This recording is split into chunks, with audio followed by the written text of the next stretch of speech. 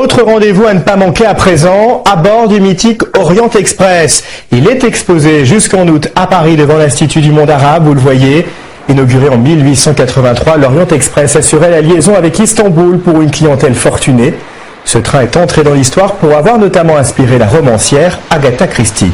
Embarquement immédiat avec Luc Lacroix et Alexandre Dupont.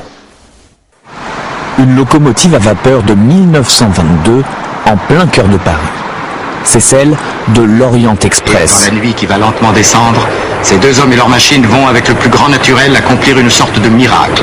Déplacer 800 tonnes à une allure effarante, dans une sécurité totale. Trait d'union entre l'Occident et l'Orient, il permet de traverser toute l'Europe et en 2 jours et demi de rallier Constantinople qui deviendra plus tard Istanbul. Là, les passagers descendent au Parapalace de la compagnie des wagons-lits. Dernière escale libertine pour la Madone des Sleeping.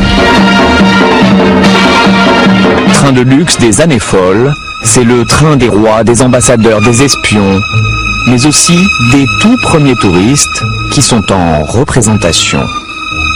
On est dans un décor, vous avez des rideaux sont comme des rideaux de théâtre, c'est en velours rouge, comme par hasard. C'est des boiseries luxueuses, donc puisque le théâtre, je dirais, c'est l'opéra.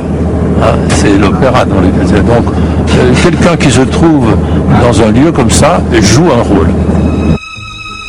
Mais après la Deuxième Guerre mondiale, le grand chic, c'est de prendre l'avion. L'Orient Express se banalise. 4 Français seulement allaient ce soir-là à destination d'Istanbul, un curé et 3 hippies. Pas assez rentable, les liaisons régulières sont arrêtées en 1977.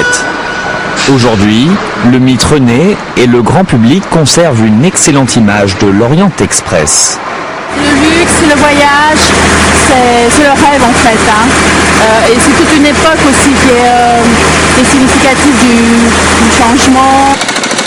La marque appartient toujours à la SNCF qui la vend pour d'autres produits. Comme cette literie de luxe assemblée en Alsace, le nom est bien plus efficace qu'une campagne de publicité. Pour nous, pouvoir associer notre marque avec Orient Express, c'était la reconnaissance de notre savoir-faire, de la qualité de nos produits, et donc c'était pour nous essentiel dans le développement de notre stratégie internationale. Devant ce succès, la SNCF rêve même un jour de relancer une version moderne du célèbre train de luxe.